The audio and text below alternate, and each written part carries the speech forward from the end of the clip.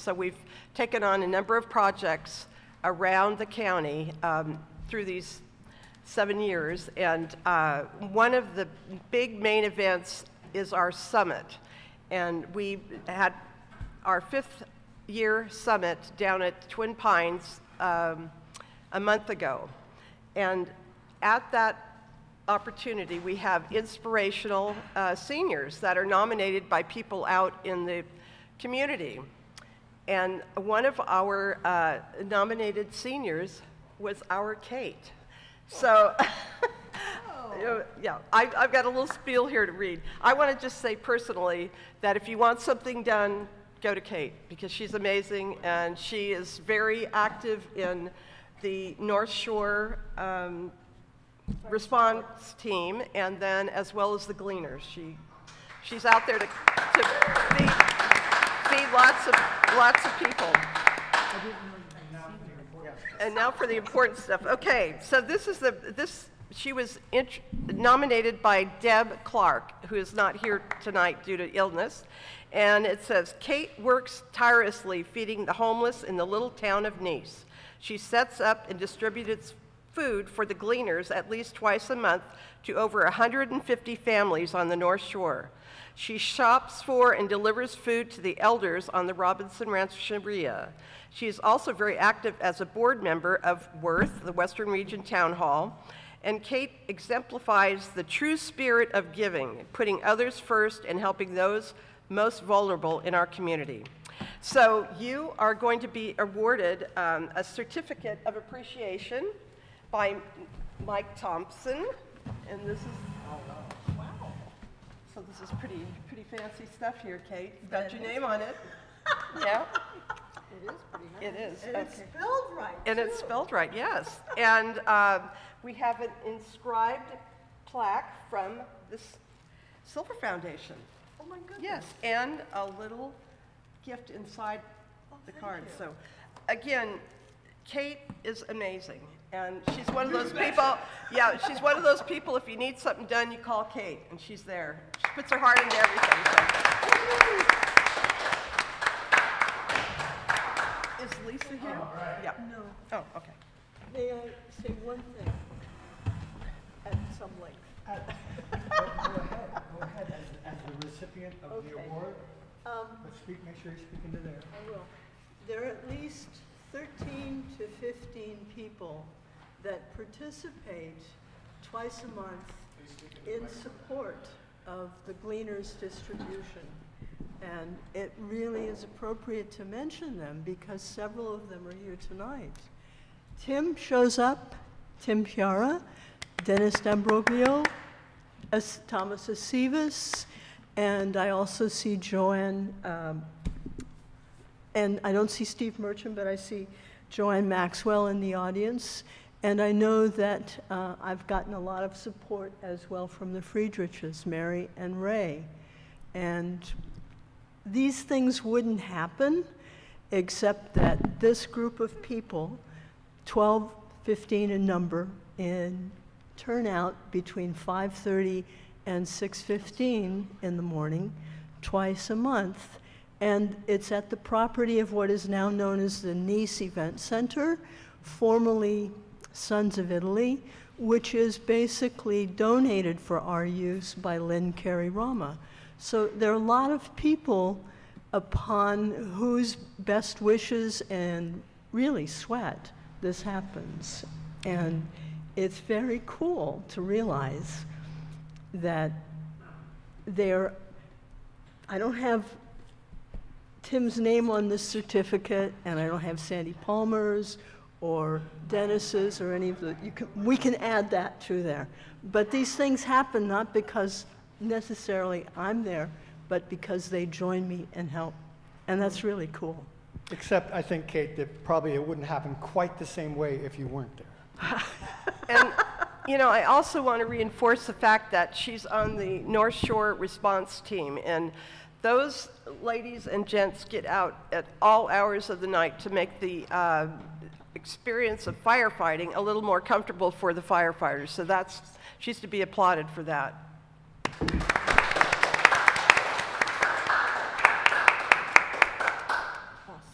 That's cool. I just want to say a couple things. EJ's on board with us right now. He's just through Zoom. You just don't see him, but he can hear us. So hopefully he'll be able to talk and during the process. Second to that, I love Kate. She helps me out with the trash cleanup a lot, always in Nice or in the Nice cutoff. We didn't mention And that. you're just awesome. I know you didn't mention that. So giving back to the community and being positive about helping people is an amazing model for that. And we all love your leadership on those days we can help you out doing the gleaners and anything else. So well deserved.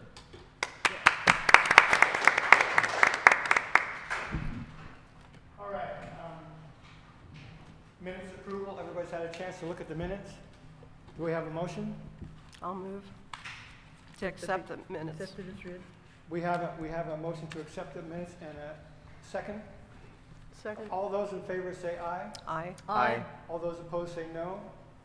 Okay, the minutes are accepted. Thank you. Next, public input. Does anybody have anything they'd like to say that's not specifically on the agenda? Chairman Tim, I do. I know. So this is a reaction or a commentary on what happened in the Nice area. If you're not aware, maybe you did see the postings. On June 9th, we had a person on Merced Street at about 3 a.m. when I was woken up. I'm not sure the time exactly when it started. We were woken up at 3 a.m. I live on Floyd to a police car, emergency vehicles doing sirens, waking everybody up because a house was on fire. It was over the hill from myself, but unfortunately, this house engulfed. The house was burned up along with the person inside, and several houses nearby, including one that was burned down. With two of our citizens are here tonight, who I'm helping. I'm talking about Todd and Donnie, and we're so sorry you lost that property. I guess my commentary on this is we are beginning the road task force, hopefully in July. Hopefully that's going to begin, and we feel there's a lot needed because this individual who was participating, and I'm not sure exactly the scope of exactly how this house was burned down, but I can assume many things. But wasn't inside on the inspector's information. But this person, I do know who he was. He's been around this area in that area for a while, and I knew his mother and father, or stepfather, who are passed away, and he has past history, a lot of priors. So the task force hopefully will begin next month doing its duty to scope out and enforce liability on properties that need to be handled. And I like to put on the agenda to invite Manager Marcus to our meeting to talk about the scope of the road task force and how they're going to be observing and citing people. Not that this would have handled him, but this person was already taking stuff over to Tehama Drive, and this was reported, if you follow Facebook, by one of our citizens. And she didn't care. She put her name out there and everything, and nothing was handled with it. Nobody went after him, and he was dumping a boat that was burned up on his property. He's been dumping many things on Tehama in the area of Nice, just like Pile Road is being dumped on constantly. So we need to handle this, and this is getting frustrating to see this continuously happen, and these people, am I out of my 3 minutes? Continuously these people being abusive and not being criminally charged with anything. And why we, who pay the property tax constantly, in our property taxes, and continue to pay our fees and continue to live our lives lawfully, go on. And if I put something in my trash can that's lifting the lid up, I'll be charged for that. But these people are not being followed through on and handled. So I'd like to bring Marcus in, and maybe later on we'll get the sheriff in here to talk about enforcing the laws that need to be handled on these people instead of letting them. Do we have a new sheriff yet? No, Sheriff Howe's still till available to November. handle this. And I know when this woman posted this that nothing went on. I don't think he's still living in his This person's living now in an RV with his girlfriend who owned the property in front of the burnt house. And we have other properties around me that need to be handled as well. So that's all I have to say on that. But it's unforgiving to see these properties, this house burnt down. Our 2 citizens who are now living in Lucerne and lost everything because of his negligence and whatever he was doing in that house. And I can assume what was happening. We're tired of it. We need to take our neighborhoods back from these people. The drug infested, the people that don't, the meth labs, the drug sellers, and we need to get these departments back on track to enforce these laws. Thank you. Thank you, Thomas. Any other public input? Yes, sir. Can you come over here to the microphone?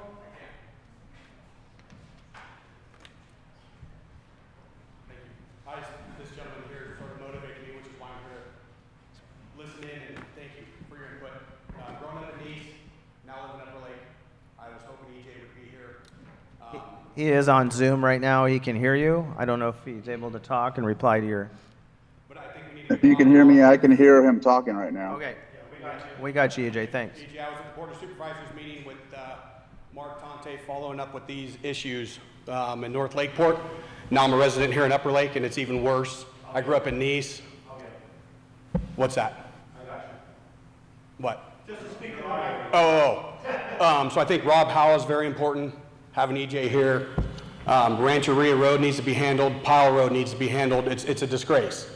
And I just came to listen in to see who had any input on any of this, but me and my family aren't going to put up with it, and the county shouldn't either. And I appreciate what the county did to step up with what happened in North Lakeport with the homeless shelter and everything that was going on there. And I firmly believe that Rob Howell and hopefully our supervisors will do the same for Upper Lake and Nice and so forth. But thank you, that's it. And we need to get a resolution. Thanks. Thank you. Thank you. All right, any other public input? All right, we're moving on. Thomas. Yeah, I have a guest speaker today. His name's Danny Wynn, and unfortunately today we were trying to, he has some visual elements to the presentation. However, that visual element's not ready yet, so we're going to bring him back. I moved to bring Danny Wynn back to next month on the agenda with visual element ready to go. But today he's going to talk to you about our involvement in the safety of the corridor and 20 and the non-for-profit strong towns, right? That is, I was included on about trying to come up with some really grassroots solutions to try to make the corridor more safer. So he's going to talk about that committee and some of the results out of it, because I know a lot of concerns on the 20 corridor, trying to get it more safe for pedestrian and calming of the street traffic. So Danny Wynn, thank you for coming, and go ahead. Thank you for having me. Yeah, like Thomas said, I'm Danny Wind. I'm a Lakeport resident, so I'm your neighbor from just down a little ways. But we work together on a project called the Crash Analysis Studio. And essentially what that is, if any of you are familiar with the medical field, they do something called a root cause analysis. And really what it's aimed at doing is when somebody passes in a medical incident, that they work to find out all the factors that played into why that person passed. And that's essentially the approach that we take with the Crash Analysis Studio. And the nonprofit Strong Towns helped guide and support me throughout most of this, but they really want to see communities be able to take this Crash Studio and replicate it themselves. So I nominated the crash that took place on February 14th, where someone passed away at the Marina Market. I'm sure some of you might be familiar with that. I nominated that. They accepted the nomination, and so I worked with them, kind of gathering some rudimentary data, doing some measurements of the street, and really taking a very, very microscopic look at a specific spot where someone passed, so that we can prevent an accident from or a crash from happening there again, and so we can reduce the amount of fatalities that happen on our road. If any of you were here at the last meeting, you got a nice presentation from Andres from the Caltrans Safe Systems unit. I love that he starts off his presentation with how many pedestrian deaths or how many roadway deaths are an acceptable number, and it's always 0. And so how do we get ourselves there is really the tough part, and I'm happy to see that Caltrans is sort of shifting their perspective. They seem really happy to see what we're doing with the Crash Analysis Studio, and I've gotten to talk with them extensively about some of the factors that we came up with. I will have a slideshow with a little segment of that. It is available online if you just look up M.A.C. Crash Analysis Studio. I think it's their 16th session, and they continue to do these about every single month, so you can always watch a new one. They bounce around to different areas, and you can also even go on and nominate another crash if you're so inclined, and I would be happy to help you get that kicked off. That being said, we also have a local conversation, which is sort of, they call it Strong Towns IRL in real life. And it's kind of an opportunity for us to meet with our neighbors and usually just regular people who really care about making safer and more productive streets. If that's something you're interested in, please feel free to search our local conversation. I'll have a QR code here next time with some of the graphics. But our local conversation is called Chaotic But Smart. We're on Facebook, Instagram, Twitter, but we post most of the events on Facebook, and we meet every second Sunday in the afternoons, and kind of switch back and forth between virtual and in person. That's about all I have. What we kind of found with the Crash Analysis Studio is that, well, as they find with most of them, is that there's a lot of factors that play into fatal crashes, and oftentimes the process that we deal with crashes now is we assign blame for insurance purposes. They do an investigation, they sweep up the mess, and we kind of go home. And so really shifting that dynamic is part of that process. So I'll hang out here for a little bit if anyone wants to come chat afterwards. I have some publications which came from AARP. I'm sure some of you are familiar with that, but I really like the content they produce as it pertains to housing and walkability. So I have some publications, I have some extras that I'm happy to share because AARP gives them to me free. And if anyone would like to chat about street safety or what Strong Towns is a little bit more, just come and find me. Yeah. And we'll talk more in the future. Thank you, Danny. We'll bring back you next month on the agenda. Chairman, if that's okay. Yes. And we'll have a full visual presentation of what you can see the Nice area, what the accident was, and the recommendations for improving that area by Strong Towns, which is Thank you very much. Thank you, Danny. All right.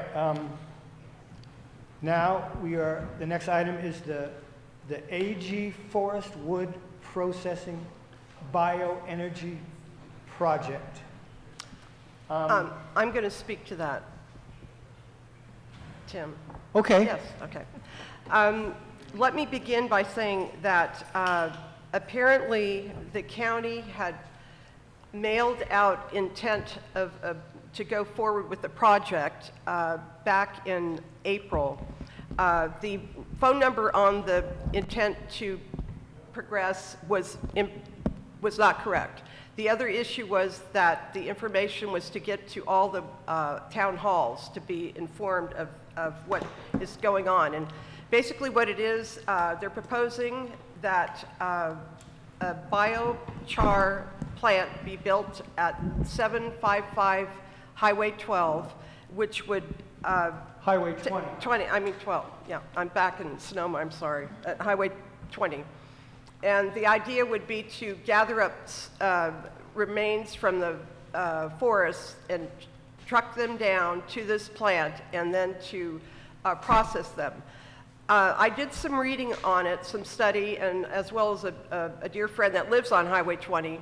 A lot of people are unaware of this proposal, and my concern, there are many, And because I didn't see that there was a real emissions study done as far as particulates and how they would want to contain them. It is at once it was a great agricultural area and another corridor for our birds and our waterways. So I think it still is zoned agricultural. right, but yeah. So at this point, the other issue would be we have 3 schools in this town, and there's a preschool right on Highway 20. And my concern is if these particulates aren't contained sufficiently, what would happen to our, quote, clean air? And one thing that we boast here about in Lake County is the quality of our air. The other issues are if they're going to truck down Elk Mountain with probably big rigs, that's going to do more destruction to the road as well as the emissions from gasoline trucks and so forth. The highway where it's proposed to be placed is a very dangerous spot. And if I can't even imagine them pulling in and pulling out, and so that would pose a traffic hazard. I'm not sure if all of you are aware of this projected project, but unfortunately the timeline to respond is tomorrow. And yeah, and they extended it, but again, what I'm really pleading with all of you within the communities, we need to stay informed, and we need to be presented with projects that might obviously affect us in all areas. So again, it sounds like they're going to progress, but I have a letter that I'll read, and this is from Lowell Grant, and it says, "Hello, Maria. I understand that the public comment period for this proposed project ends later this month, and being a longtime resident of the area with a background in air quality, I just wanted to make a brief statement that I hope you will enter into the record. As you know, the site proposed is at nearly the very lowest point of our air basin and cool. And on cool, still mornings, which are very common, the inversion caused by dense, cool air sinking below the warmer air above traps and concentrates pollutants and odors right at ground level. Where the people live, many of them are older and sensitive receptors. There's a large mobile home park just down the road, almost adjacent to the proposed site.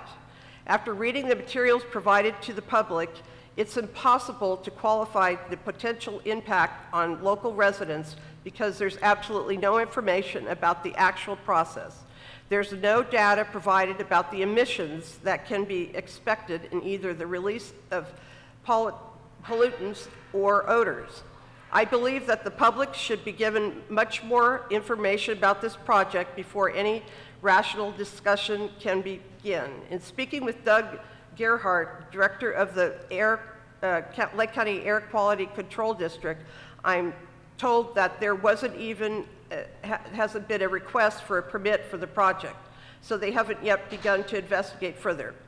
I hope that this proposal will be fully vetted and that the public health continues to be the concern of all regulatory authorities. Thanks for your time and continued efforts to do the right thing for all of us. Sincerely, Lowell Grant." So I would, I guess elicit questions, comments from the public at this point. Ray? If it goes through, are they going to put a turn lane in there? Are they going to widen the road for 5 trucks a day pulling in? I don't even know if they've got that far. And It's going to be done tomorrow. also, the plant operation time is 7 to 10 hours a day. And so we don't know about noise pollution, we don't know about air pollution, we don't know about traffic hazards. There's a lot that we are not aware of at this point.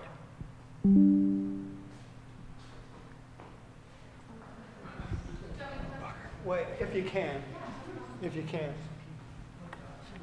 have one quick question about this. Is this item only discussion, or can you as a... Discussion. Oh, Jesus Christ. What happened? Well, I don't know, what did she say? What happened? She wants action, not discussion. Well, Sorry? That should have been done 5 months ago if the county was supposed to build all this stuff out. Listen, if we're going to speak in the audience, we have to have A microphone or go to, Yeah, or go to the podium. forget about it. Go ahead. Thank you. You're the Scotts Valley guy. Yes, correct. Also, if you could, if you are going to speak into the comment section, your name, full name, and where you're from. Thank you. Of course. Good afternoon to the council and good afternoon to members of the public. Thank you for being here tonight. My name is Tom Jordan. I am the staff to the Scotts Valley Energy Corporation, and we are the applicant for the project that has been announced today. There are several things that have been addressed or raised, and let me see if I can answer them ad seriatim. The first was the particulate matter. The process that we use is not, we do not burn any material at this particular process. We use a technology called pyrolysis gasification.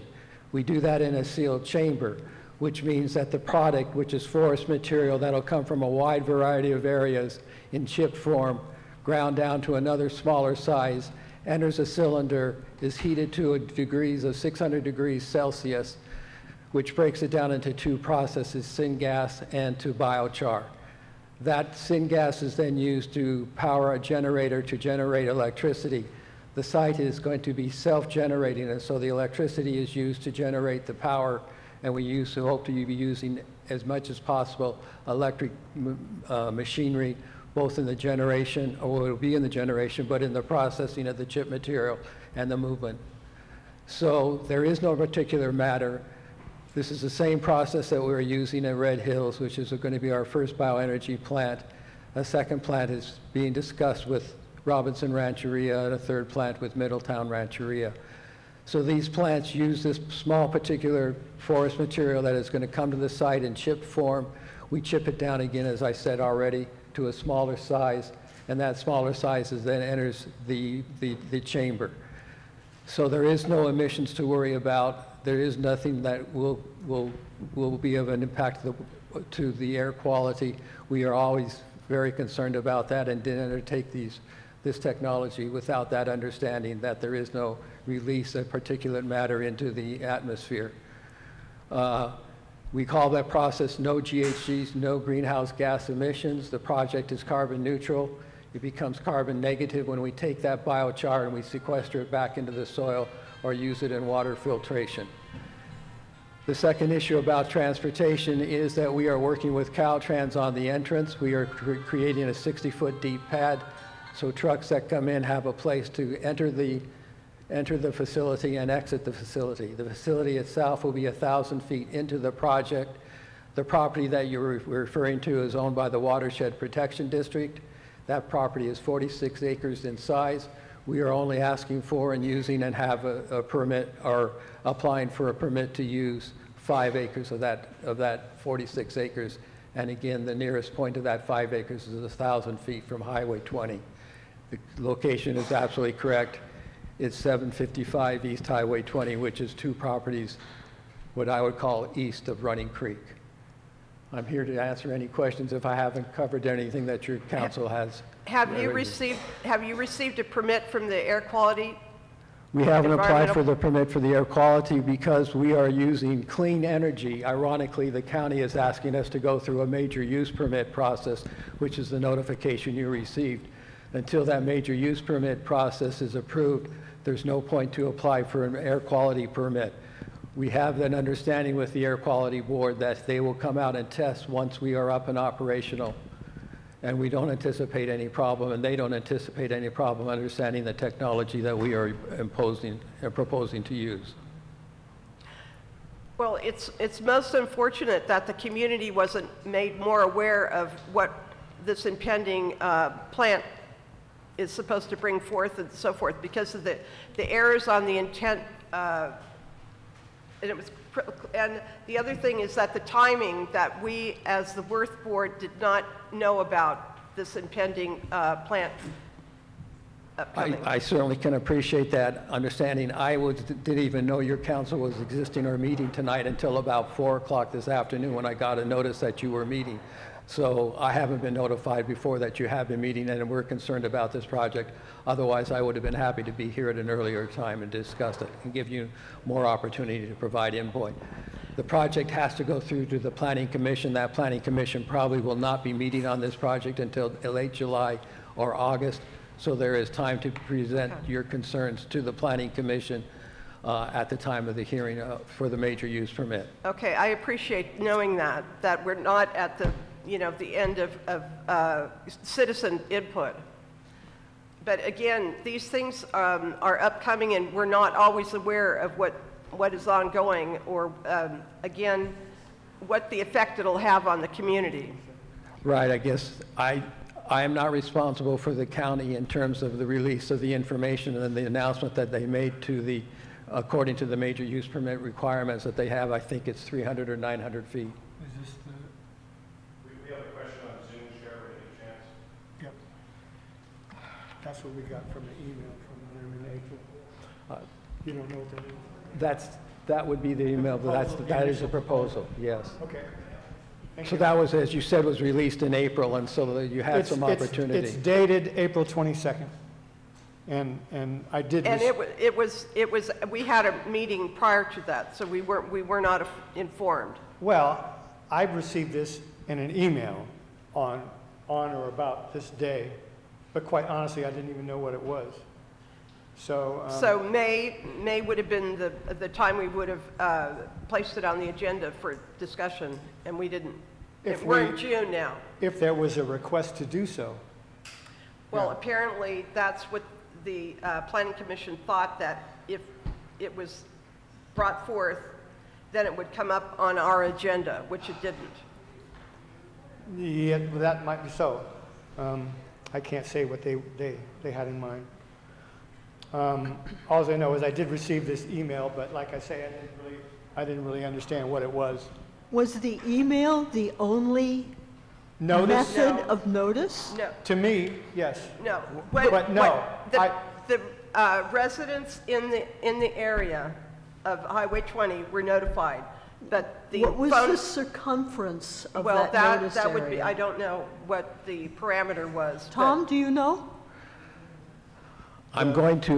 This is an educated guess. It's either a minimum of 300 linear feet or 900. It's some distance between those two that the That's not residents are That's- notified. Well, that sounds less innocuous than a kindergarten that has outside recreation areas. Again, we don't have any particulate matter, so we don't anticipate it affecting the children's garden. And we have been in two discussions with M.A.C, the operators of that facility, and they have been aware for over a year. They have been aware of over a year of our proposal and have not raised that concern. You appreciate that we do kind of feel blindsided as a group? I certainly can understand how you feel blindsided, and I apologize, but I don't have any control over the CDD, the Community Development Department. So I have a question. Yes, Since ma'am. This pyrolysis gasification process is an established process that has been about in the industry for what, 5 years, a decade, 2 decades? Pyrolysis has been around since man has been creating charcoal. So the concept of pyrolysis has been around. It's been in the oil industry since the time that they've used refineries to crack oil to create the various subchemicals such as gasoline, kerosene, methane, and other projects. So pyrolysis has been around. Gasification as a technology has also been around. It is the process whereby you break down a product and create a gas out of it. So the technology is long established. We are just combining the two in a chamber, in a sealed chamber, so that it is contained and there's no particulate matter released. So is there a plant that has been on site and in operation in the last 5 years in California that represents what it is that you intend to present? And where can we go and look at a video or look at a news program that gives us some background on what is being proposed? We have a demonstration model down in Walnut Grove outside of Lodi in which it is operating right now, the artist unit with the generator. You said it is proposed, or it is an existing and functional plant? It's a demonstration plant that is operated upon request when people want to visit and see how the system operates. Does this represent the only application of technology presently in the state of California? We are on the cutting edge of technology when we're combining the two traditional technologies of gasification and pyrolysis. Yes, you're correct. Tom, do you have any data? Is there, I'm kind of with Kate on this. If in fact there is a plant up and running, where is it and how close to residents is it? And, you know, we need some more information. That, as I say, that plant is located in Walnut Grove, and it's in a agricultural area similar to what we're proposing here. Minimal residential in that agricultural area exists. There are some residents, but not very many. We do collect data on that, and I have to get back to our consultants who are collecting and assessing that data. I think I'd like to have like a headline of some kind so that I could basically pursue research on this. Is there some way that we can get like an in-depth presentation about what you're doing here? I can ask our consultant to come and give a presentation. I've given you the basics of what that presentation would be, which is the technology we're using and how we're using it. But the only instance in California is a model, which Correct. means it's not working every day cranking out biochar to then redirect to some, I presume, agricultural application or industry distilling application? The biochar at the moment we're looking at to do as an agricultural application. We have an agreement with a provider or a user of the biochar in Cobb Mountain who wants to take everything that we've got. We're also looking at other avenues of distributing the biochar. Is the applicant a vineyard? No, the application is a forester landscaper of the biochar, the person I'm referring to. We are not. Scotts Valley Energy Corporation is a corporation of the Scotts Valley Band of Pomo Indians. We are not an agricultural industry. Well, I think what we're missing here is actual data for a plant that's up and running. Because you're telling us that there isn't one, there's just a model. So Correct. I think that's why we are concerned, overly concerned. One second. We have a Zoom. Participant that would like to ask a question. His name is Frank. And if we would go ahead. Frank. Hello, Frank. Hello, can you hear me? Yes. Yeah, Frank Abel here from the U.S. Forest Service at Up Lake. I've been down to Walnut Grove and I've seen this machine in operation. And a couple of things I want to say about particulate matter. 1996 forest fire, ranch fire, river fire, valley fire, Rocky Fire, Jerusalem Fire. We have a fuels problem in Lake County, and it's not going to go away. And it's not going to go away with putting trees to a mill, because we don't have mills around here. And it's not going to go away because the trees and the fuels that we have are not millable. What we have is a fuels problem that can be utilized to create syngas and biochar. Other than that, we have a fuels problem that we just pile and burn. And that's where you get your particulate matter and your smoke. So I would say exploring any opportunity to utilize the fuels problem we have in Lake County, other than burning it up, is something that we should be exploring. think that's spot on. Yes. But a little more lead time to introduce people who are rather, our sophistication is composting, not necessarily pyrolysis gasification. So that's a big nut to crack. Thank you, Frank. Okay, You had some questions in the audience. yeah, we got lots of questions. Julia?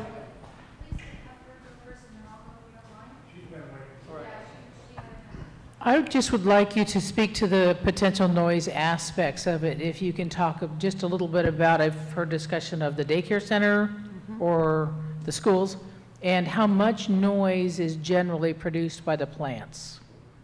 Our artist units run very quietly. We did some noise testing at the artist unit that's operating in, as I said, Walnut Grove.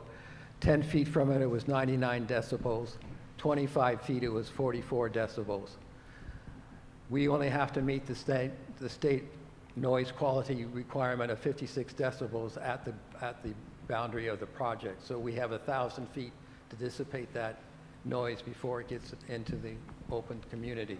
So we're not really concerned that the noise will be a big problem because, as I say, our plants run. The linear generator is new technology of how that runs. It runs in a way that, again, the decimal levels are going to be very low.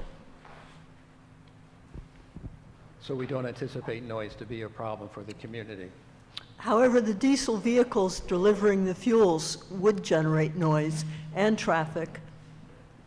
Yes, but as Presumably they're all bigger than a pickup truck. we're expecting and we're anticipating that material to come in. Our requirement is that it come in as a chip material, so it will be smaller than the large diesel trucks or the logging trucks.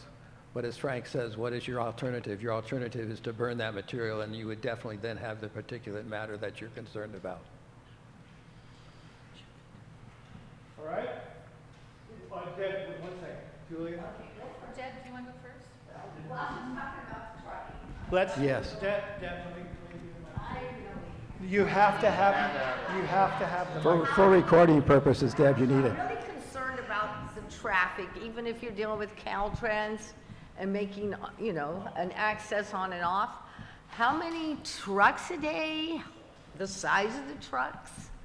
And what hours? I mean, are they going to go in there from 7 in the morning to 7 at night? Or, I know it's 5 days a week, is what it's saying. Correct, it's 5 days a So when we week. wake in traffic, which that's good. No, you won't be woken to traffic So on the weekends. are they, how many I mean, you're talking 10 trucks a day or 5 trucks a day? Probably 5 trucks a day is what we're looking at. We're That's- looking at processing to begin with 4 ton of wood chip, moving that up to about 15 ton, which So you one have truck a is a maximum 5 ton amount truck. that you could process each day Correct. and then bring it in, okay. So Julia has a question. Thank you, Julia Carrera, Upper Lake resident and Upper Lake Community Services Formation District, or Formation Committee member. First of all, thank you for holding strong in a precarious situation and for sharing information, and welcome to our community. thank you, Lisa. Frank, thank you for being here and saying what you had to say, and I hope that we get to talk to you about the Upper Lake Community Services District. We need you. You're the largest landowner in Zone 8 flood control. So this application went in April, and the only reason I know that is I was at the Lake County 2015 meetings that went on around the lake. I went to all of them. 2050, yes. I went to all of them except for 2, because I had a dog that had tetanus. And at that time, I was deeply concerned. And this lot historically is used for agriculture and is zone agricultural prime.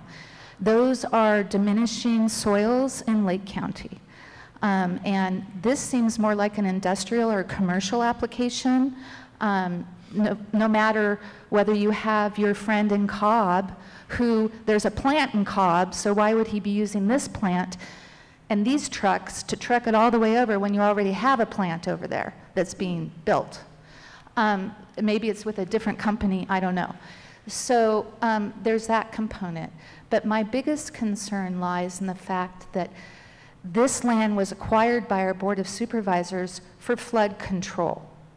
We have a levee system that hasn't been maintained for who knows how long.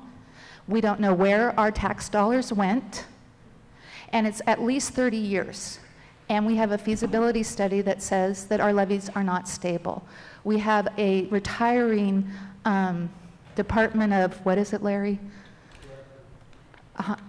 Water resources. Public Works, who is about to retire at the end of this week, that won't quite agree with the feasibility study, and I don't understand why. So this, if you look at this feasibility study, and I encourage you to go onto the Water Resources website on the county and look at what happens when these levees break, which they will, because nobody's doing what needs to be done in a timely fashion whatsoever. That whole parcel is underwater. And that means that all of your stockpiles will be everywhere, clogging up everything. So I want you to do what you're doing. There's no doubt about it. We need this kind of work. That's not the issue. Where you put this plant is the issue. And this community, as you can see right here, is very concerned. I personally am severely concerned about the flood problem and what your facility would do to our community if it were here. So I am encouraging you to look somewhere else. And I welcome and support you in any way I can to do that. But this particular location, when this is supposed to be a flood control lot for when it floods so that nobody there gets damaged, to introduce something like this on a parcel like that, to me is one of the worst ideas I've heard in a long time. And I think a lot of people would agree with me here, but I don't want to speak for them. Thank you, and I'm here to help. I want to see you do your job and get a facility up, just not on this parcel. Thank you, Julia. May I respond? Oh, in a minute, Bob.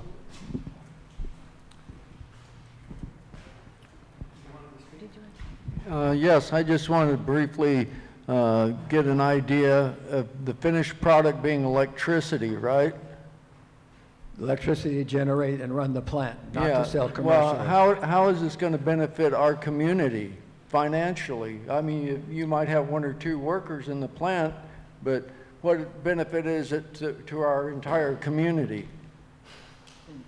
It's probably no economic benefit to your community other than what Frank has indicated, the use of fuels that otherwise would be burned. And the other thing I wanted to talk about is a lot of us have probably driven to the coast on Highway 20 many times, and chip trucks, we've been behind them, we've been in front of them, and we know how large they are and how hazardous it could be on our roadways. Mm-hmm. And other than that, anyone else?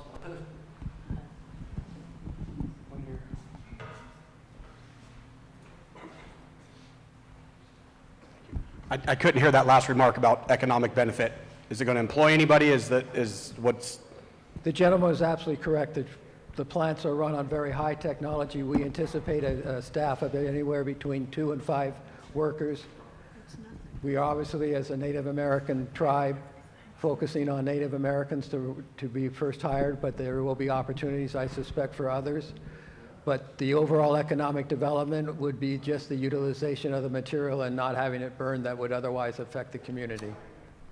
Yeah, finish on that. I do agree with what the gentleman from Forest Service said, that could be a huge benefit. I would just follow up. I couldn't hear what you said on the economic. Okay. I hope I clarified it for you. Hello, Bob Partita here in Upper Lake. Thank you very much for what you just said.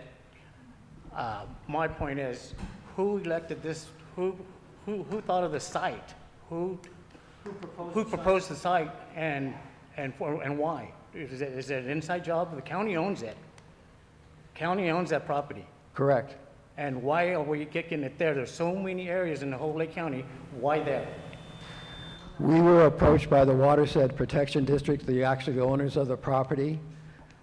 They recognize that they have a property that is partially into the floodplain, and most of the property is not in the floodplain. They wanted to use it for an agricultural purposes. Processing wood material qualifies under the definition of an agricultural function or activity. So they approached us. We were at the same time looking for a site that could be central to our operation and provide fuel to our other plants that we're hoping to develop here. The first one will be in Red Hills. And so it was a combination of they wanting it, were interested in us, and we were interested in them. So they were the initiators of the idea of utilizing the facility, the Watershed Protection District staff. The Watershed Protection District staff, working under the special districts of the County of Lake. The Water Protection District is got its own established board of directors, which in this case happens to be the Board of Supervisors. So we initiated a lease with the Board of Supervisors or with the Watershed Protection District following the discussions and indicating that we only needed 5 acres of the site, that we would place it outside, that we definitely were concerned about the floodplain and would place it outside the established floodplain, which they marked off for us on the property. That lease is a done deal. Pardon me? That lease is a done deal. Yes. I mean, it's signed and operated and recorded. But the permit is not a done deal.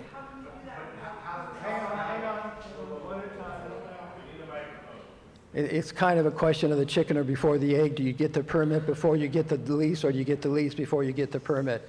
If the permit is not issued, the lease, we will walk away from the lease and not use the property. Is all the material going through there, is it already chipped? That's what our proposal is, that it will be first chipped to the standard size of the chippers outside of the area that it's being culled from. So we're using non-commercial grade material.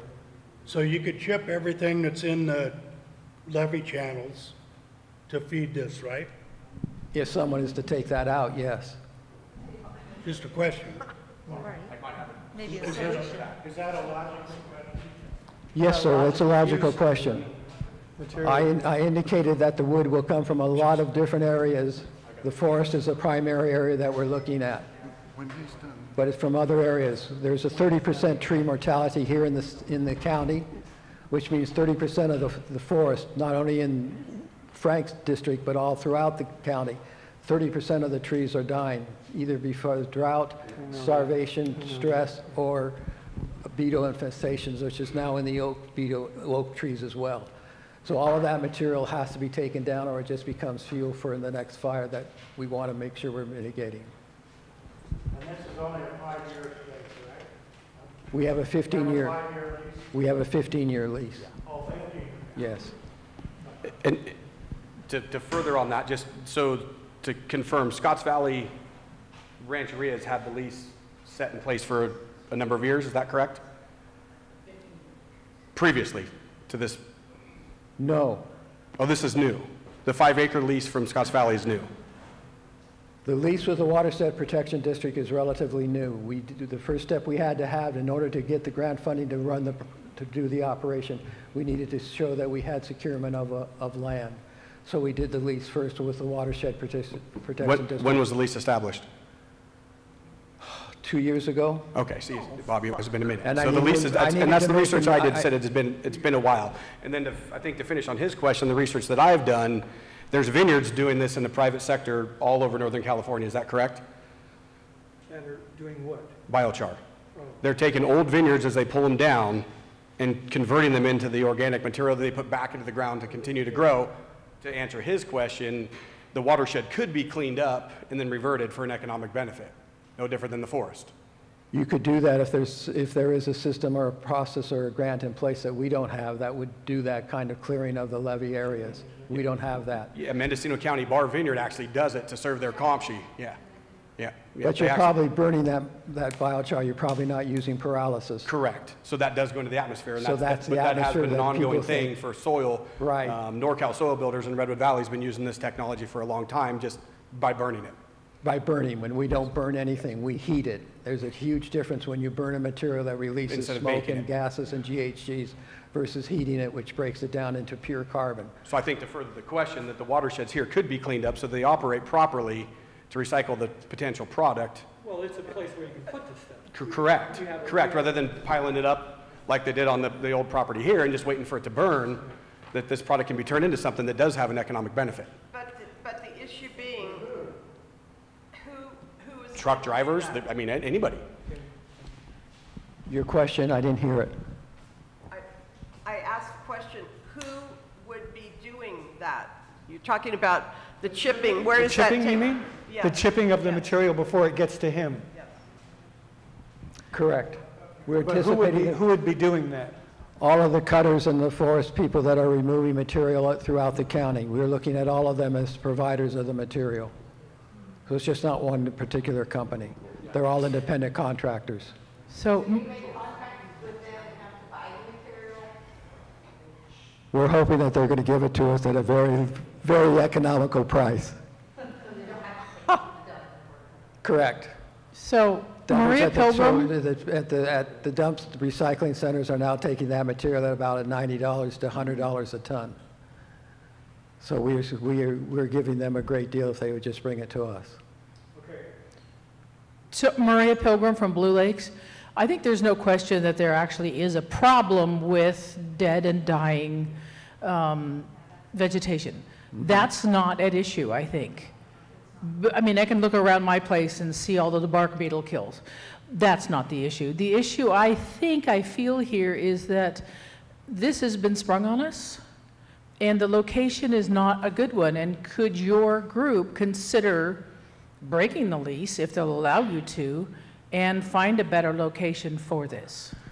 We've looked around it's necessary. We've looked around and we don't think there is a better location. We've asked other people to help us look, and we haven't found another location that is equal to that. Again, if the Planning Commission refuses or denies the major use permit, then that location dies by virtue of the permit not being issued. But we really haven't found a location that is central. And then the major use permit process that we started wasn't just in April. It's been going back since 2023. I don't know the exact date that we started that application, but I want to say it's sometime in June of 2023 that I put in the initial application for a study. So it's been with the county for a long time, and we've been doing several iterations to clarify confusion that the county staff had with our project and try to make it as simplified and clear as possible. I think the issue is that we, as citizens of Upper Lake, have not heard about this until the letter of intent went out on the 23rd of April, which again was, the phone number was not correct, and they extended it. But we're just now becoming aware of the process and the impact it will have on Upper Lake. Okay, so hang on. So now might be a good time for everyone. Obviously, there's concern, and I text the planning commissioner to ask how we as a community could communicate this evening before tomorrow to get our comments in the packet that's going to go out for the planning commission meeting. And this is how you do it. Are you ready? And if you don't have this information or pen, Tim has it written down in his book over there. You e-comment online on the Planning Commission website on the Lake County website. Or you send an email to staff, which is the basic general email at community development. Or you send an email to Maria Turner. Here is her email address, which Tim has, but I'm going to give it to you. Hold on. I got to go to my emails. Okay.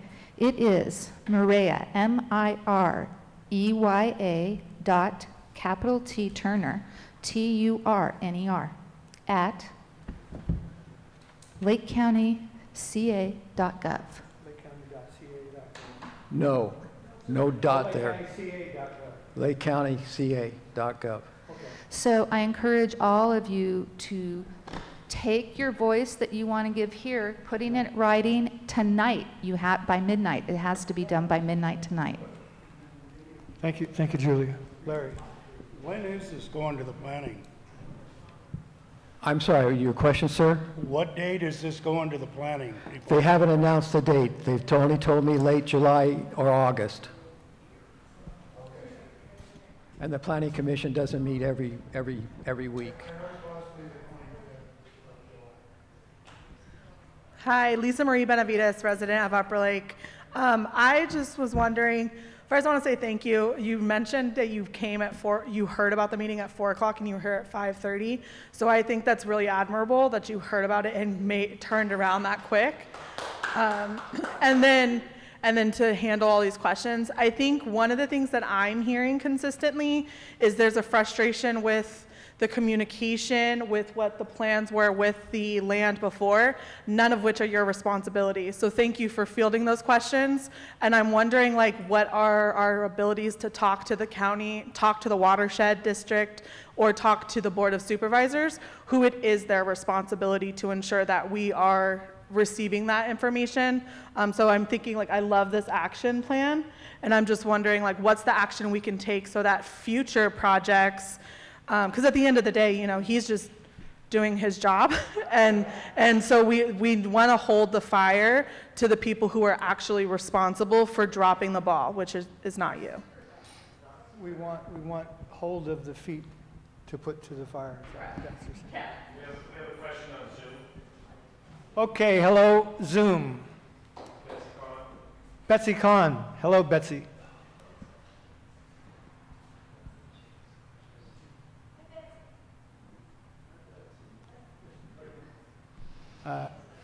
Good evening. This is Betsy Kahn. Can you hear me? Yes, I can. Yeah, there's no midnight deadline for you to submit your comments. The item is not on the agenda for tomorrow. If you go to the Granicus calendar, you'll see that. As I don't believe it is scheduled yet for a hearing. But you definitely can talk to the Watershed Protection District and find out how this happened. I think you're targeting the proponents for things that you're unhappy about with the actual communication system. So, for example, from the Community Development Department, the planner sent the letter back in April. It didn't get to you guys because it just was missed. That isn't the fault of the Scotts Valley Energy Corporation. You know, just to keep this in mind. You know, and I think it is appropriate for you to figure out where the sources of your concern are coming from, and look at the benefits of the project as well as the concerns that you have. Your concerns are valid, but you need to take them to the places where they're coming from appropriately. Thank you. Thank you, Betsy. All right. We have a question. One moment. Please. Tom, Angela Black from Angela Blair from Lakeport. And Tom, thanks for coming. We really do appreciate and all your input. You're welcome. My question for you, you said there's a plant running on Red Hills, or did I misunderstand that? That's the first plant that we have that we hope to be operational. We need both of these plants to be operational kind of simultaneously at the same time. But we've gone through the major use permit process. We've gone through the construction building permit process. We're waiting to do construction. But we have some of the machinery that we're looking at, the generators, for example, have a 35-week lead time. And so until we get that deposit down and that timeline study initiated, we won't have the machinery to actually put it into place. So we're probably looking at 2025, probably the earliest we could be, I like to believe April, but I think it's more realistic to say May or June of 2025 before we'll see anything actually happen. Okay, in Red Hills, that's in Kelseyville? It's opposite, it's Kitty Corner to Kitts Corner. Okay. It's a piece of fee land that Scotts Valley Band of Pomo Indians has owned for 25 plus years. Okay, so near the storage place then, kind of? Contiguous or adjacent to the storage place. Okay, But again, our perfect. plants are very small in operation. That plant will only be less than an acre in size. Thank you very much. Again, You're thank you welcome. for your time and your effort. You're in welcome. Thank you. Nice to fielding see these you. questions. Hello to your husband for me. Thank you, Angela. Any more questions for Tom? Tim, I have a Sorry. question actually Thomas. for Tom. Thomas Aceves here on the board. Actually, it's about the process, trying to understand how it works. And reading through your memo that I saw online, the syngas, does that stand for anything? Is it, or is it just synthetic? Is that what it's for? Synthetic gas, Yeah. which is a combination. It's primarily hydrogen. Let me say something. Go, please. Gasification has They did it during the Great Depression. People would take coal and make liquid so they could run their cars. So that part is nothing new, but go ahead. Yeah, which was absolutely horrible back then. But anyway, we all know. I think the Depression was but a this is horrible different. Going back to my question, synthetic gas is created at the plant, and that's going to be used for power generation at the plant, or are you going to be taking it off-site?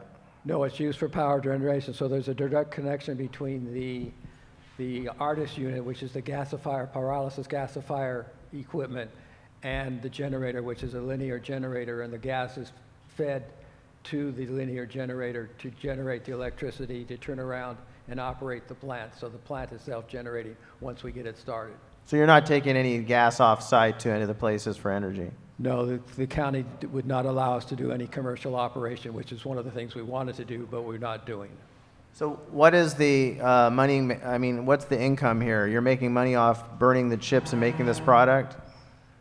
The income is providing the chip to the other facilities that will actually have the ability to make product, because we would then sell that electricity to a consumer. Our eventually? Our Red Hills plant will sell it to PG&E. But not at this location. Not at this location. But eventually, that's the big goal, is to create electricity to sell to externally to PG&E. At other plants, not at this particular plant. Oh, what other plants where is that going to be at, you That'd think? be at our Red Hills plant and the other plants that are under discussion with other rancherias. Okay. And when do you think you guys will be ready to do that? Will that take a couple of years? As I said to Angela, about 2025. Okay. We haven't established, we're the first tribal nation to have an established power purchase agreement with PG&E.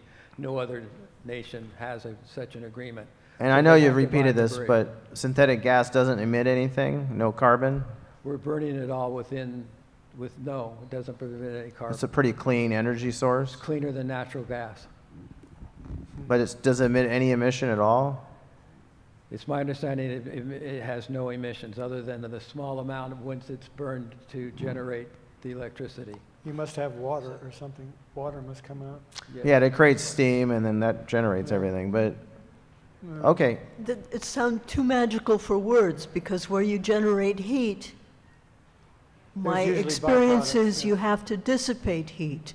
So how is the heat dissipation happening and still have this be net zero environmental impact?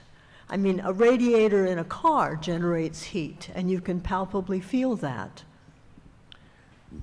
Through insulation and through water processing cooling systems, the heat of the ARTIS 100 unit, which is the gasifier pyrolysis unit, is cooled and kept cooled on from the outside, while internally it is kept at 600 degree or plus higher Celsius.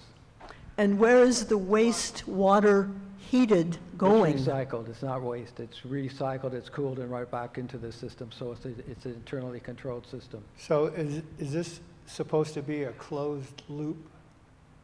Essentially, yes. I don't understand how you can accomplish neutral transfer of heat when they can't do it off the Pacific Ocean with the thermonuclear plants. So I'm not quite sure. We're going to have this heat created. It's going to be run through some kind of a radiator situation, but are you suggesting that it's not going to be released into either the lake or into the ambient air of Upper Lake? It's certainly definitely not going to be released into the lake or into any water system, because it's a self-contained unit. I can't answer the question. That's a technical question that I can't answer, of how much heat would be released into the ambient air. I have experienced and seen the operation of the ARTIS unit in Walnut Grove, and I was impressed that you can get very close to it and not feel any heat. That's magic. Correct. It's the cooling system that is using. It's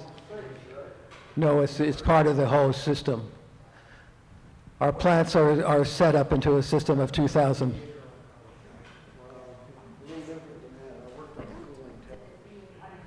We don't have a cooling tower. We don't use a cooling tower. Could you come to the next meeting and maybe bring a drawing of the process and everything? Do you have such a thing? Schematic? I think we have pictures and schematics. Visualize it goes from here, the chips go in here, and the stuff goes over here. The emissions go over there, and the electricity comes out here. But that proposal that I showed you, does that have the particulate information and all of these particulars? It's supposed to. We certainly have, we've supplied everything that the county community development department has asked for. Everything that you're talking about tonight should be in that proposal. Should be in the initial study that they did in the project description. Which is that thing I showed you? I don't know how many pages our initial study. It's like 80 pages. Okay, then it's there. Okay, so here's a point. This proposal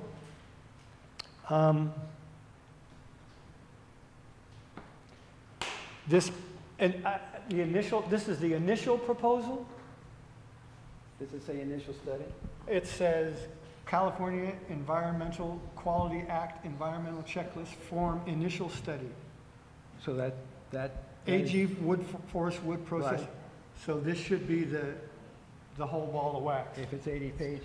It is, baby. Yep. All right.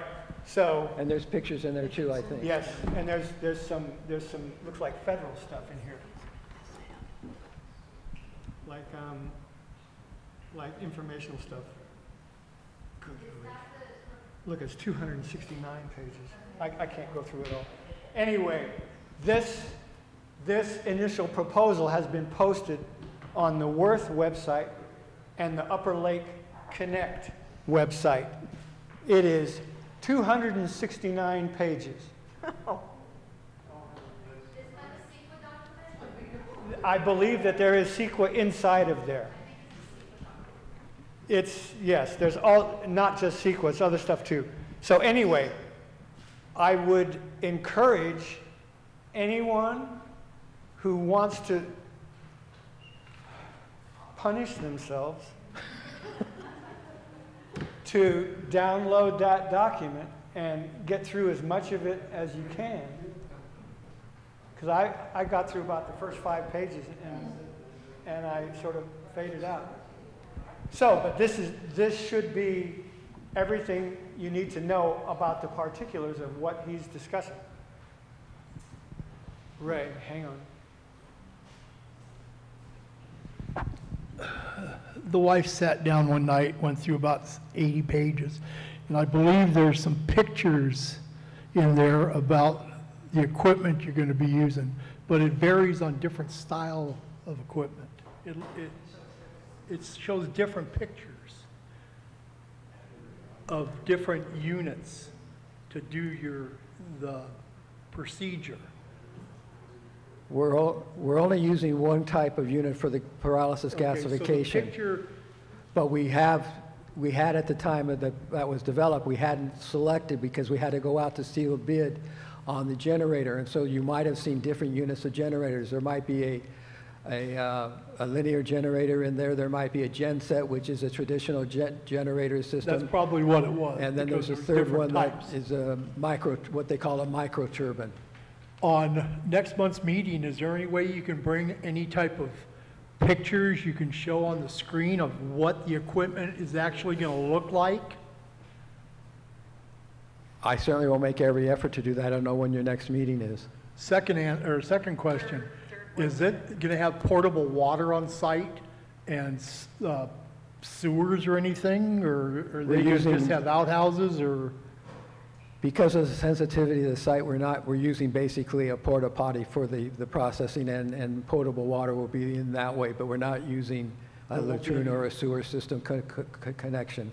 The fire department has required that we put in a large water tank, either 12,000 or 25,000 gallons, because they don't understand that you can't do internal automatic and self-generation combustion of wood chips because it's pure nitrogen. Are you going to have storage of the finished product on the property? Or the idea is to move the biochar, which would be the finished product, off the site as soon as possible. So are you talking 2 days for it sitting on the ground, or less time? Well, what I'm getting at the is the biochar dumps into a trailer, so it doesn't sit on the ground, but the wood chips will sit on the ground for more than 2 or 3 days. Are you going to have the wood chips are going to get heated. Are you going to have containment around the wood chips when they sit on the ground, so they don't? Well, no, the wood chips. Are you going to have containment around the wood chips so they don't leach? If it rains, they don't leach into the ground? That's really a great question. I don't think we thought that we would need containment around the wood chip piles. We were going to have separate wood chip piles. Well, the company I work for has a yard waste. They grind their own material to make different products. Wood products. And they have to have containment around their yard waste. So when it rains, the water doesn't go through the yard waste and contaminates the soil underneath it. So I was just wondering if you were going to have containment under anything that was sitting on the ground. I'll take that back. I hadn't heard of that. I hadn't heard of that under the discussion I've had so far. Thank you.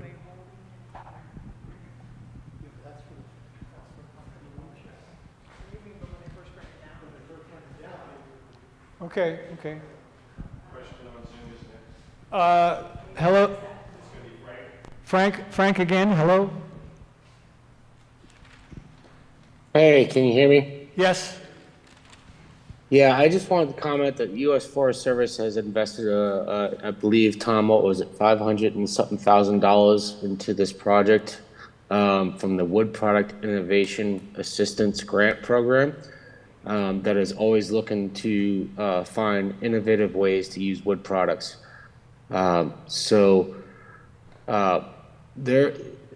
I also wanted to mention, I do believe that the property, if I'm thinking about the property, used to be owned by Nancy and Dennis Guard, and then it was sold to Robinson, and then when they passed away, it was given to the county. And if it's a property I'm thinking about, which I'm pretty sure it is, so I'm pretty familiar with the project, it's, yeah, maybe in a 100-year floodplain, but the entire community of Upper Lake is in a 100-year floodplain if you take away those levees, but not really a floodplain per se as far as like, regular, less than 100-year floods. So I just wanted to let you all know that, the Forest Service is invested in this, and they see that the benefit of it, both for fuel reduction and wood product innovation. And it might be new, but that's what wood product innovation does. Thank you. Thank you, Frank. Okay, any more questions for Tom? Come here, please.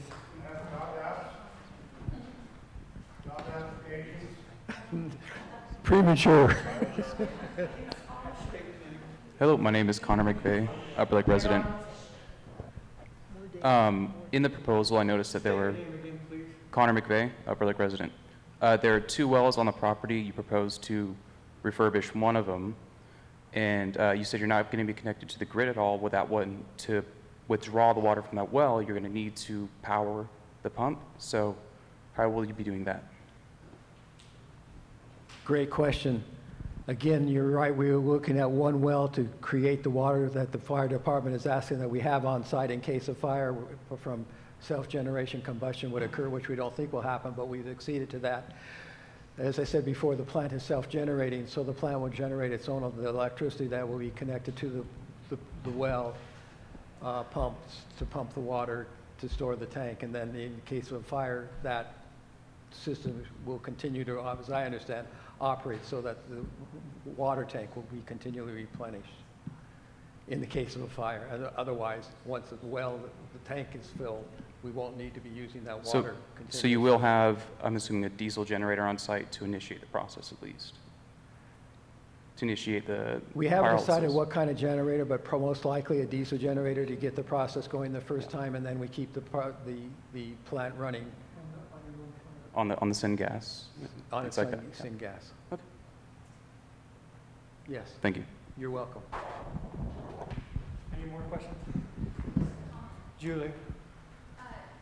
That diesel generator, Julia Carrera, Upper Lake, claiming that diesel generator will generate air quality, just so you know.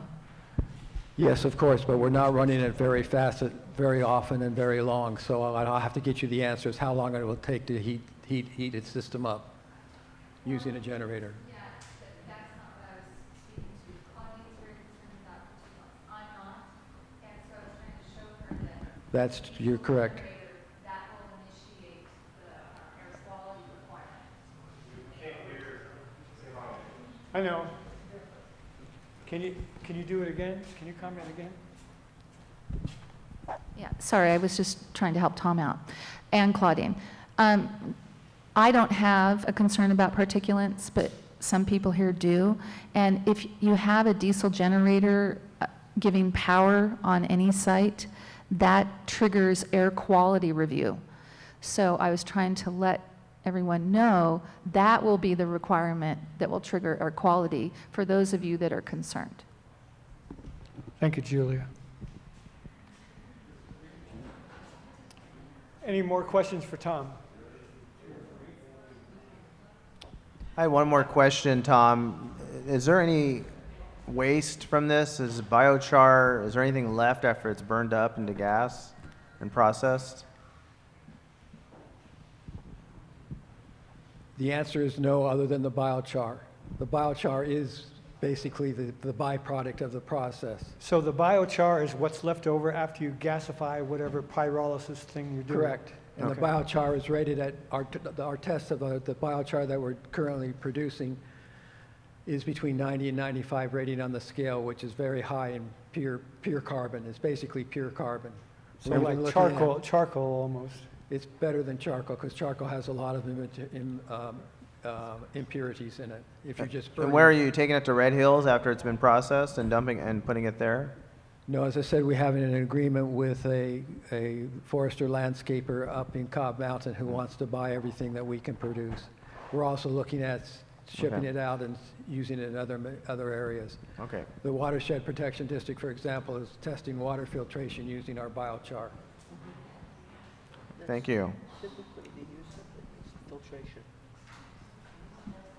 One last question? I don't know, maybe.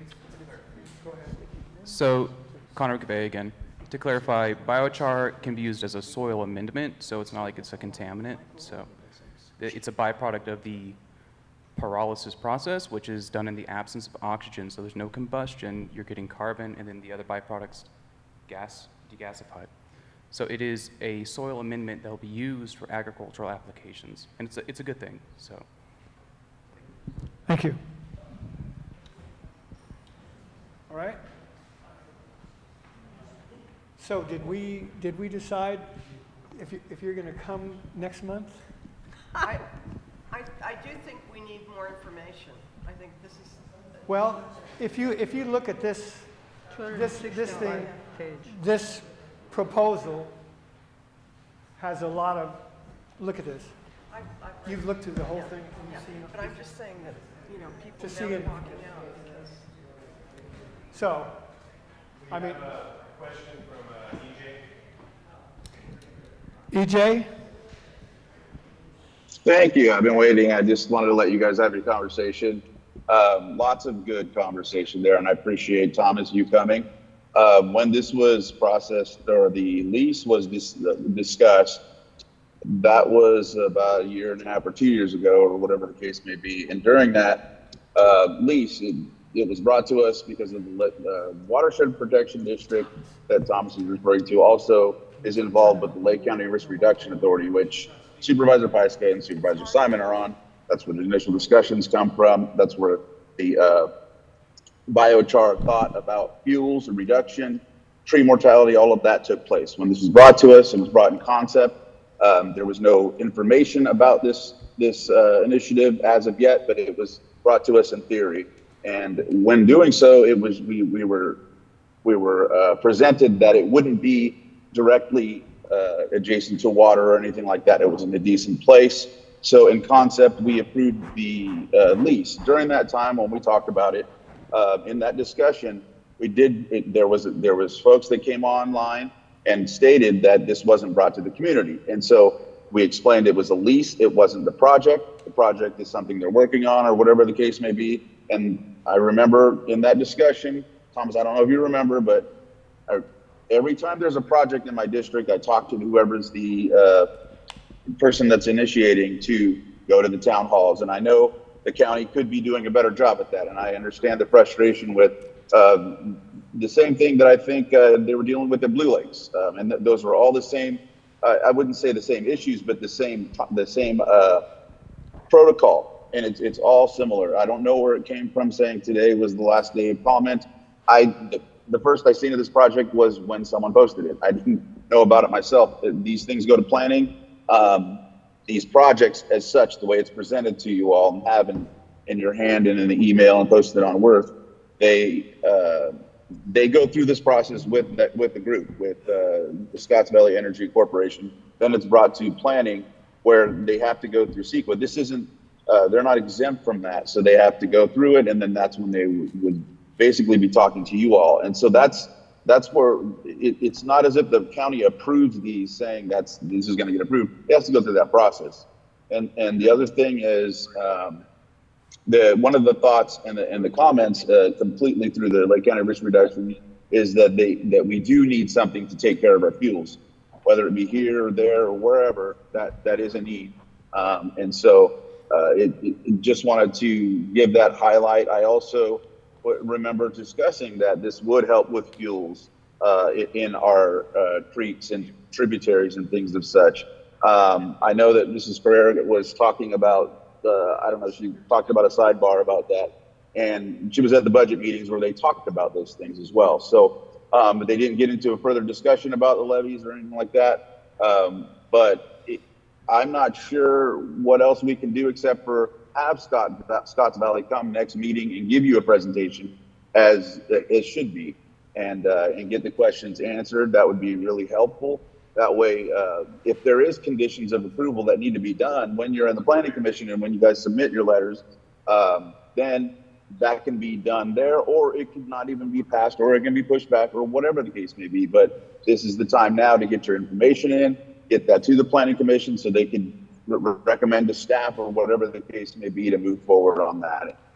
It's the same thing we talked about when folks came forward about a project in Blue Lakes, same concept. So just wanted to highlight that. I know there'll probably be questions and I'm available. Thank you, EJ.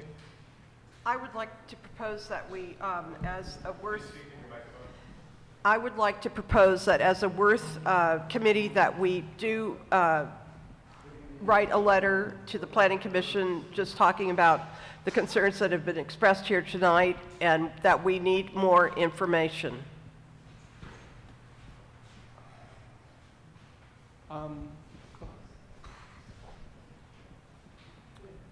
You want the board to write a letter to the Planning Commission. Right, just to gather more data that, Speaking to gather more data, because this was basically kind of thrust upon us at the last moment. Okay, but looking at that 269 pages, there's a lot of information in there that I haven't even looked at myself. So, well, we talked but we don't. Be why you would want to do a letter. What? EJ. That would be even more reason to do a letter if that's how you feel, Tom or Tim. All right. So. I didn't understand. So, but you want to write a letter to whomever it goes to about the process of information that we have or have not received. Right. Yes. All right. So a letter of concern. And data gathering. All right. You want to make a motion for that? I did make a motion. Okay. I'll second that. Okay, there's a motion and a second about writing a letter of concern to the proper location. All those in favor say aye. Aye. All those opposed say no. All right, we will write a letter. Tim, this is a little tedious, but I do not enjoy a particularly efficient printer at my house. And I'm wondering if this document, 269 pages worth, has been lodged at the Lakeport Public Library where it might be accessible to people who are just a hair's breadth ahead of Luddite. That could access a computer, you're saying? Well, I was hoping to access a printed document. 269 pages? That I don't have to print. Well, that's why I would look at it on my computer screen. I mean, because there's no way I'm going to print 269 pages. Right. But you can also print individual pages. So if there's something that does stand out to you. Has the document been lodged with the Lakeport Public Library? I don't know. Perhaps Thomas does know. Is he still? Oh, Tom, do you know if where this document has been? No. I apologize. I have not been paying attention to the CDD, Community Development Department's process of dissemination of information, so I can't answer your question. I just don't know if it's at the public library. It makes sense to me that it would be there in a printed form, but I have not looked for it there. So, should we make inquiry to the public library? Yeah. Or do you have any idea who would oversee that kind of thing? You don't know. Wait, what was that award for? It's my impression that often enough a paper document for proposals before the public forum are placed there. So I would call tomorrow. That's what I will do. All right. Okay, letter of concern. Oh, yes, please come up, and please state your name.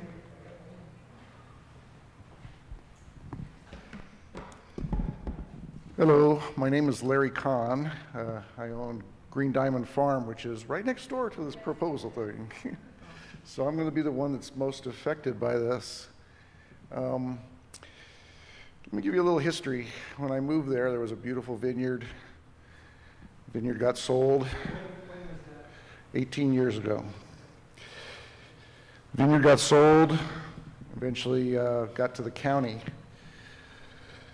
When the county got it, it was sometime in spring or summer. And the first stupid thing they did was let about $250,000 worth of grapes die on the vine. Why they didn't get somebody in there to process them, I'll never know. The following year, they used prison labor, came out there and really mucked things up. They took away a lot of the old grape stuff and pulled it up. But there's still piles of PVC, piles of wire, and of course, a billion weeds. It's just horrible what they did. The prison labor came in, they cut off all the grapevines at the ground level, which left stumps, which makes it twice as hard and more difficult to grow things there now. You'd have to dig them all out, and they're hard. They should have been pulled out. About 5 years ago, and I'm glad E.J. Crandall's on the line, I contacted him. I must have sent at least 25 or 30 messages, letters, calls, and every time I got, oh, we'll get back to you, never got back to me. The reason I kept calling him is because I wanted to expand my hay business into that field, which would have been perfect, it's agriculture. Never got it. And I guess my biggest question is, and I haven't heard, is what are they paying for this lease here to get this property? $1 a year. Oh. Well, there you go. I would have been happy to pay, market rate. Yeah, $2 a year. I would have been happy to pay market rate to get that field and work on it. That's just another example of missed opportunities. I was never considered. I never got anything anywhere. Is it possible for you to use that land that they're not using? Yeah. They're using 5 acres of 46. Yeah, if I had been given the opportunity, yeah. You would use it? Yes, I would like to expand my hay business. All right. Currently, I have 30 acres. Still have the opportunity. You still have the opportunity. Say again, EJ? He still has the opportunity. Not all the land's being used, and it was forwarded to the appropriate director. It's unfortunate that it hasn't moved forward, but we still can. Oh, that's nice. Yes. A little late. Well, better late than never. Well, you got it. I talked to him personally a couple times. He never returned my calls. He's a busy very guy. poor, very poor. You know, I get that a lot. It's no worries. The whole thing has just been mismanaged, and now I hear you're only paying $1 a year. You know, that just, I mean, how do you get that? I mean, I didn't get that. How does he get $1 a year? I mean, that's just ridiculous. You know, what's in it for the county? Nothing. What's in it for us? That would probably be Nothing. the same deal you would get. Say again? That would probably be the same deal you get. Let's pursue it. I doubt that. But anyhow, it's just crazy. I mean, I just wasn't even considered, and all of a sudden this thing pops up out of nowhere, and I'm like, well, whatever happened to my ideas? You know, and mine would have been a traditional farming thing. Anyways, I'm just really unhappy. And then the last thing is, he says it's going to be about 1,000 feet from the roadway. Well, it just so happens my house is 1,000 feet from the roadway. So it's going to be right next door, and the prevailing winds generally head toward the east. And, you know, any kind of noise or smells or anything is going to come right into my room. It's crazy. I don't get it. I don't know how you guys get away with this kind of stuff. You get some kind of grant or something, and that's how these things get through. It's a grant, you know. You can't do it on your own normally like regular business. It's always some sort of grant or something goes through, and it's just disgusting. Anyhow, I hope they reduce my property taxes, because I'm sure the value of my place is going way down with this coming up here. And just what we need is another tent building. It's not even a real building. You know, anyhow, I'm just really tired of this kind of stuff, and I hope the county can do a better job. And EJ, you failed me. Anyhow, that's all I have. Thank you. Thank you. Could I ask just one quick question? How many residents in this room, I should have asked it before everybody left, received notice of intent? Yeah, I didn't get that either. You didn't get the notice? We have one hand over here. That's, One hand over here. Did you get it, Larry? I didn't get any letters. If it hadn't been for Barbara Morris, I wouldn't have even known about it. In fact, she called me at 5:30 or texted me at 5:30 and said, today? yeah, today, and said, the meeting's tonight. I go, I'm getting ready, I'm coming out. But that's a real issue, that the individual, you know, the residents around the area, nobody responded other than... Well, isn't that a legal requirement? Well, yes. It would promote, I mean... So if the legal requirement is not fulfilled, then you're in violation. No, I understand that. I'm just saying how many actually received it, because I remember with the issue in Blue Lakes, there were individuals that they were improperly addressed and they never did get notice of intent. So that's just a question I'm putting out there. I don't believe that the people that live in the mobile home park ever got any letters either.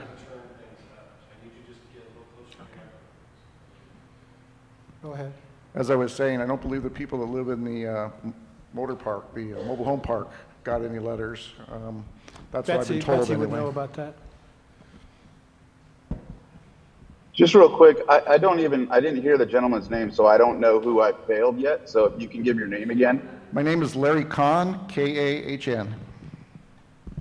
Okay, thank you.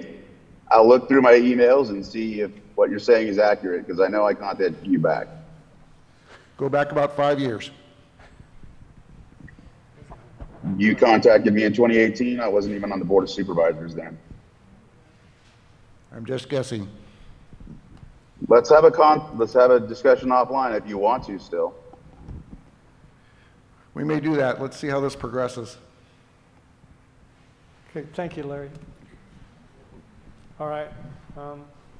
I got a final comment on the communication issue. It's quite concerning to the group here and to the community from from the actions taken. I know you're not responsible, Thomas, for in your Valley tribe to communicate to the community, but I know we had, going back to the Lucerne Hotel project, which obviously fell through, and that was a project I believe you proposed for a different issue, and that communication was not well played out either. I guess I would recommend in the future your group making sure, if you're going to do a project in any community, that you reach out to possibly the supervisor and find out if they have a municipal advisory council to communicate effectively what your proposals are, and that will help communicate effectively what you're doing and help make people understand the project better. So- Frustration comes through assumption, and when we assume everything, it creates answers to things that aren't right or questions to, so I would just recommend that in the future that Big Valley do more effective communication to the community you're proposing in. Scotts Valley. Or Scotts Valley, I'm sorry, but you know what I mean, so. I believe Thank I know what you mean. So basically, so in the sense that no matter what the county does, it would be for our benefit and your benefit if you did the informing rather than waiting for the county to do it, sort of thing. Because obviously you're there on the ground floor, and you have a better understanding of it than the county, basically. Okay. EJ.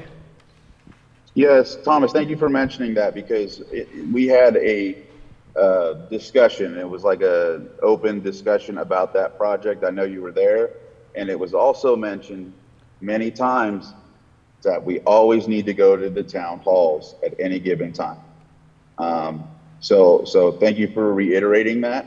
I appreciate it, because it was said there, it was said at the Board of Supervisors meetings, and I reiterated to anybody that's doing a project. Thank you, EJ. All right. Ray, okay. And this is about this project? Yeah.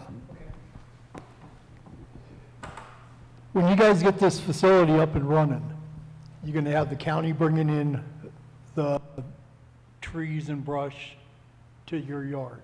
Now, are you going to allow landscapers, like to go around to do PG&E work around poles and trim trees? Are they going to be going to your facility? Or,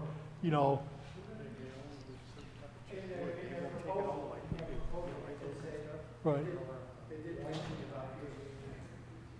Like, Atlas Tree Service, they go around and they chip into their trucks. Correct. The Rivieras, they have a project with their homeowners association where the public puts the trees on the curb and they come around and chip it. Now, are they going to be able to bring their chip to your facility? Our first point of contact is with professional contractors such as Atlas Tree Service and others who are actually under contract to remove trees and things of that nature. So they'll be taking their material to you? That's our hope and our desire. Thank you. And what about private citizens? Is there going to be any sort of provision for them? We hadn't, at this point, considered private citizens' residents because of what they can bring and what they have in our experiences. It's not really clean material. Okay, so it's not the kind of material you're looking for? Exactly. Okay. All right, so, but if you could have some sort of procedure where it was up to your standard and people could contribute to that, then you could accept it, if it was in your parameters. I believe the initial study and the permit is generic enough, general enough that we would be able to accept that residential material if it meets our standards. Okay. But what about municipal groups as the North Shore Fire Protection District's fuels crew that has been in service now for 1.5 years? That's exactly the type of people we're looking for. And That's the type of I presume that you're going to be organization. speaking with them if you Yes. haven't spoken with them. We will be speaking to them. We've spoken to the North Shore Fire District captain or chief. Yeah. Who's aware of the project. Okay. All right. Thank you, Tom. Okay? All right. So we're going to say that that subject is closed for the evening. And it's late. If people want to keep going, we're going to keep going. Does anybody want to leave? You do. Okay. Subcommittees. So we're going to seriously set up some subcommittees, right? And you folks want to have a Pile Road subcommittee, right? Yes. So what are you going to call it? Pile Road subcommittee? Pile Road.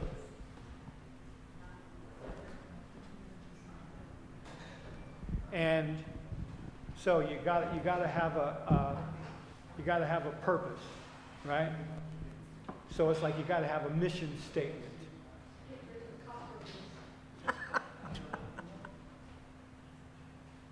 Operation, something military. But is there, so we want to,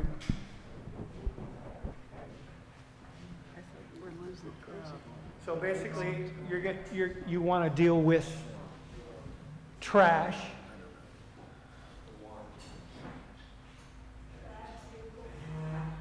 Well, we'll consider that trash too. So that would be illegal habitations.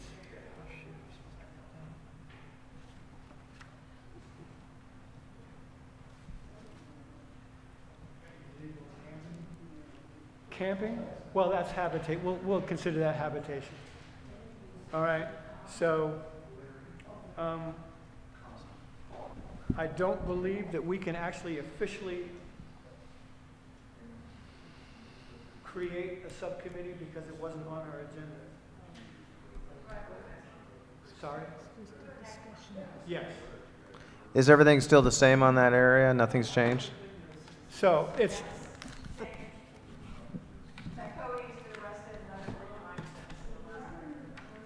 okay, so we want to make sure we get this. So, but basically, sorry?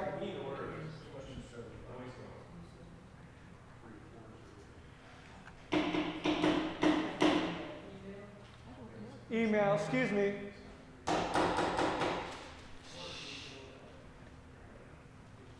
We have a very live room. Yes, go outside and do it. That would be good. Where were we? This committee. Committee. All right.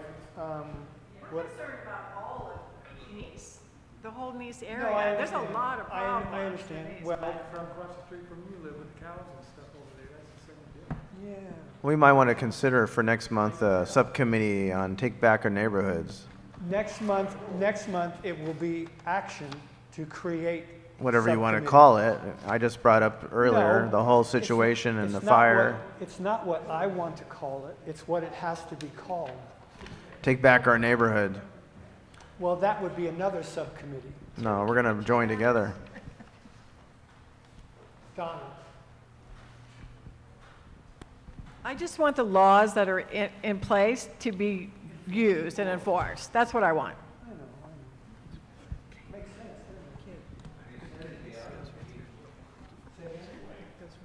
The county was here 2 months ago and said that they would take care of Queenie's place before spring.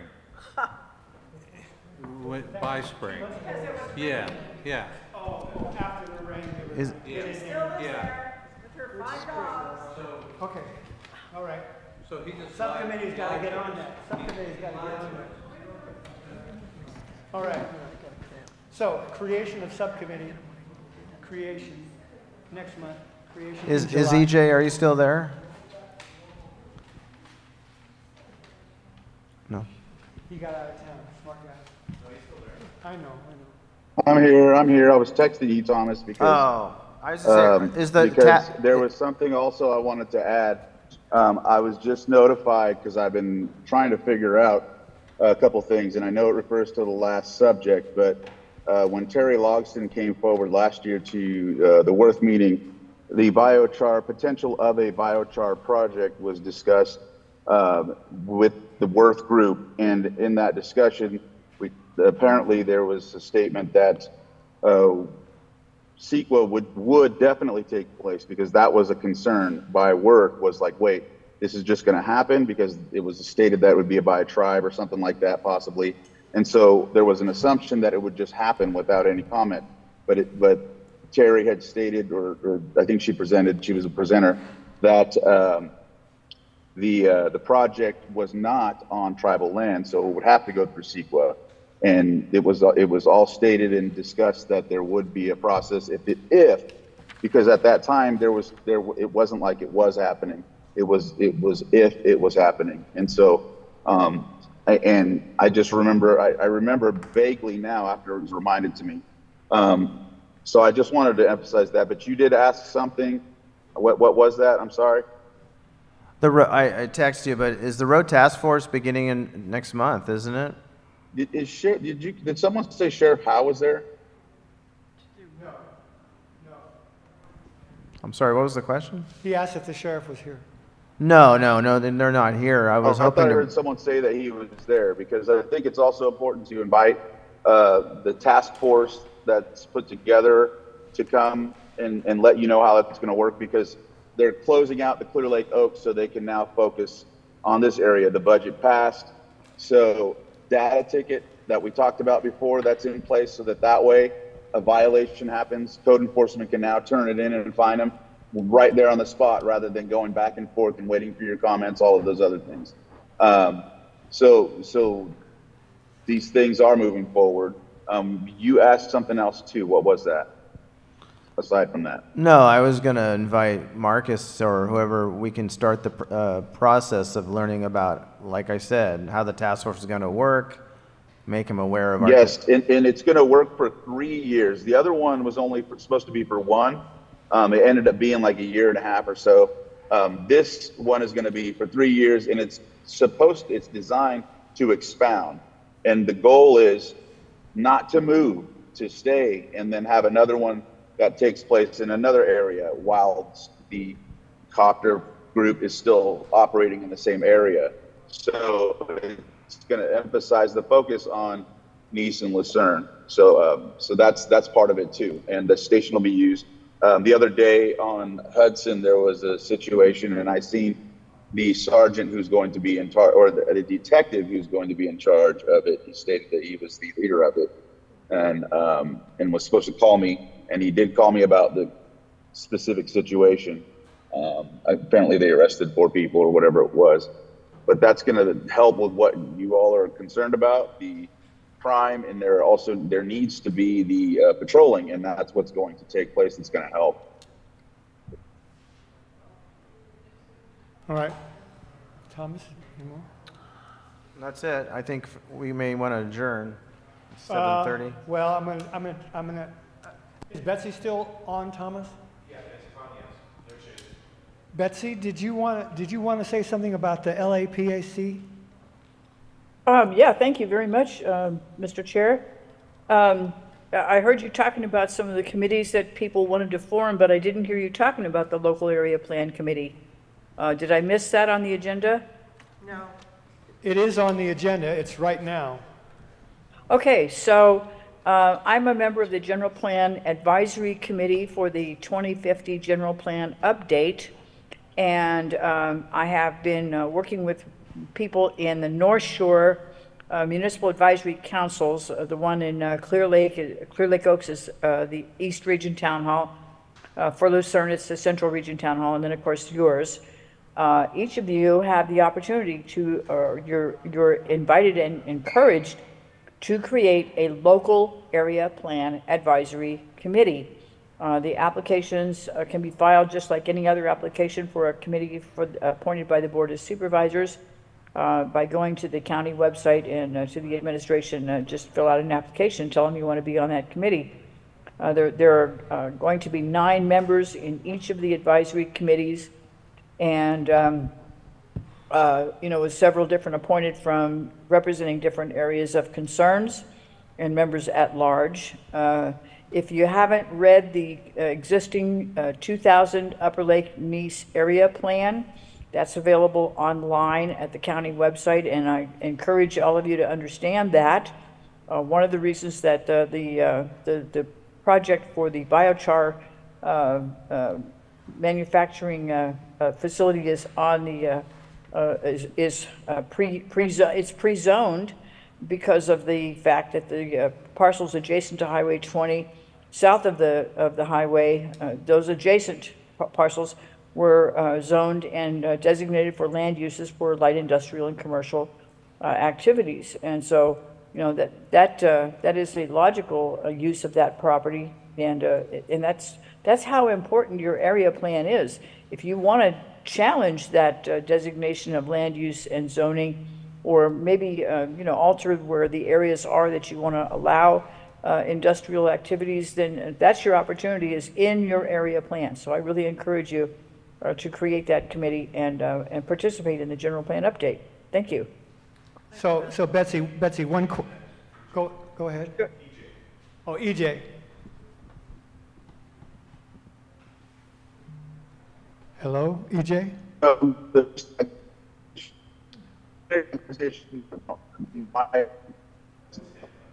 I know. We're not hearing you too good, EJ. I can't hear you.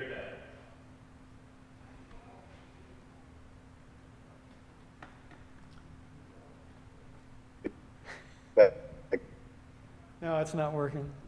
We're not hearing you, EJ, unfortunately. So, Betsy, I have a question for you. Sure. The Local Area Plan Advisory Council is... Committee. A committee, okay. That's the smaller bit of the General Plan Advisory Committee. That's correct. Okay, and there is a General Plan Advisory Committee meeting on this Friday. That's correct. For anyone who's interested. Yeah, it's a public meeting.